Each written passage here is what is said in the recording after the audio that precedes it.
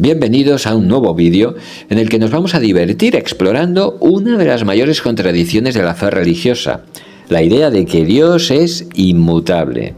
Sí, ese concepto de que Dios nunca cambia, que es el mismo ayer, hoy y siempre. Pero espera un momento, ¿qué pasa cuando abrimos la Biblia y nos encontramos con un Dios que parece tener cambios de humor más drásticos que un adolescente en plena pubertad?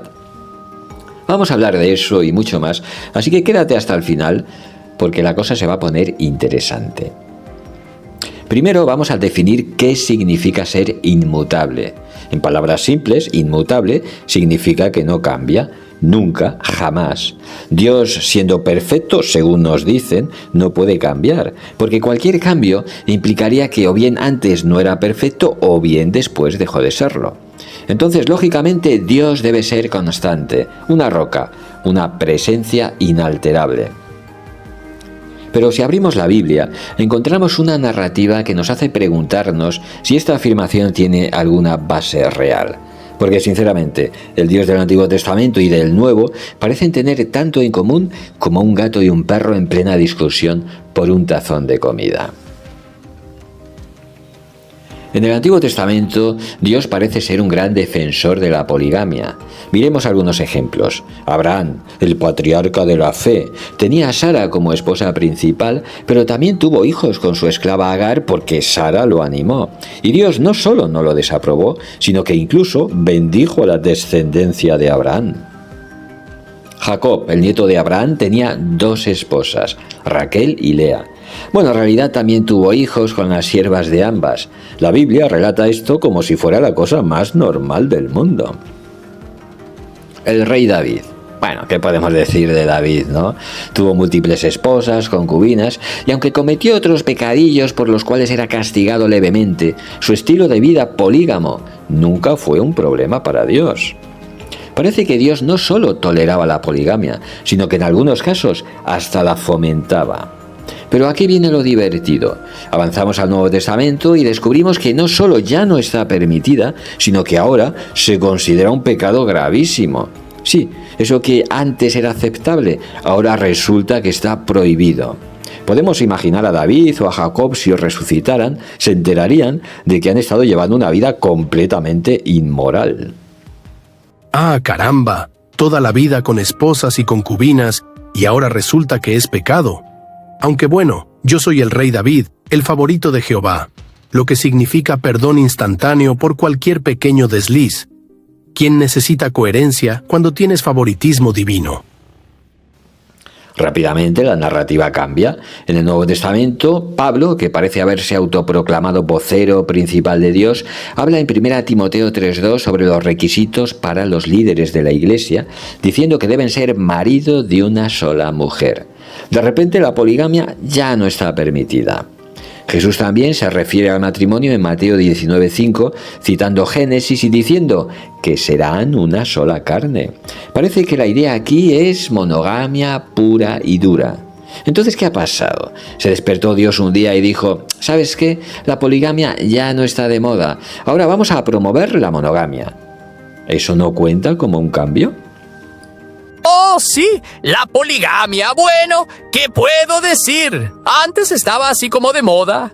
Después dejó de estarlo y me adapté a la nueva moralidad. A ver, los tiempos cambian, ¿no? Los humanos son cada vez más civilizados, quizá menos machistas. Va, detalles. ¿Quién se fija en esas tonterías? Por favor.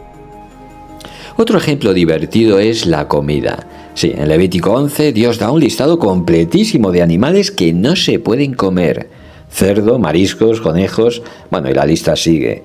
Esto era una orden directa de Dios. Ni siquiera oses acercarte a una panceta si no quieres recibir su ira. Pero llegamos al Nuevo Testamento y ¡sorpresa! En Hechos 10, Pedro tiene una visión en la que Dios le dice que puede comer de todo. No llames impuro a lo que yo he purificado, dice Dios. Entonces, ¿qué ha pasado aquí? ¿Se aburrió Dios de la dieta kosher? Tal vez vio a los humanos disfrutando del tocino y decidió que también quería ser parte de la fiesta. Primero les prohibí el tocino, luego cambié de opinión. ¿Quién puede resistirse a un buen desayuno con tocino? Omnipotente, sí. pero sin fuerza de voluntad para decirle no a un buen plato. Yo más que nadie tengo derecho a un antojo divino, ¿no? El Antiguo Testamento presenta a un Dios que bien podría hacer que Thanos, ese villano de Marvel, parezca un osito cariñoso. Si alguien desobedecía, Dios lo destruía. La lista de ejemplos es larga. El diluvio universal, la destrucción de Sodoma y Gomorra, las plagas de Egipto. Dios tenía un enfoque simple. Obedéceme o sufrirás las consecuencias. Ahora avanzamos al Nuevo Testamento. Dios, a través de Jesús, se convierte en el epítome del amor y la misericordia. Ama a tu prójimo como a ti mismo. Pon la otra mejilla. Perdona 70 veces 7. Entonces, ¿qué pasó aquí? ¿Dios fue a terapia? ¿Quizás se unió a algún grupo de control de la ira? Porque este cambio es más grande que el de un villano de Disney arrepintiéndose al final de la película. Hay que saber interpretar bien la Biblia. Antes era fuego y azufre para los desobedientes, ahora es amor y perdón. Esto no es ningún cambio divino, simplemente es marketing celestial para nuevos seguidores. En Éxodo 25, Dios deja bien claro que castiga a los hijos por los pecados de los padres hasta la tercera y cuarta generación. Es decir, que si tu bisabuelo hizo algo malo, pues lo siento mucho, pero te va a tocar pagar las consecuencias. Pero en Ezequiel 18:20 la cosa cambia radicalmente. El hijo no llevará el pecado del padre, ni el padre llevará el pecado del hijo. Entonces, ¿en qué quedamos? ¿Dios cambió de opinión? ¿Se dio cuenta de que castigar a inocentes no era la mejor estrategia de justicia? Oh, sí, antes castigaba a los hijos por los pecados de sus padres, pero luego me pareció un poco excesivo. ¿Qué puedo decir? A veces incluso el Todopoderoso tiene que actualizar su política de justicia divina.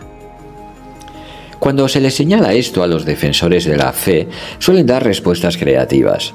Por ejemplo, Dios no cambió, solo cambió la dispensación. Eso es como decir que, de una manera elegante, Dios cambió de estrategia. ¿Pero no sigue siendo un cambio igualmente? Bueno, eso era parte de la cultura de la época. Entonces Dios, el ser omnisciente y omnipotente, adapta su moralidad a las costumbres humanas. ¿No se supone que es Él quien debería establecer las normas? Bueno, es que esos cambios eran necesarios para el plan de Dios.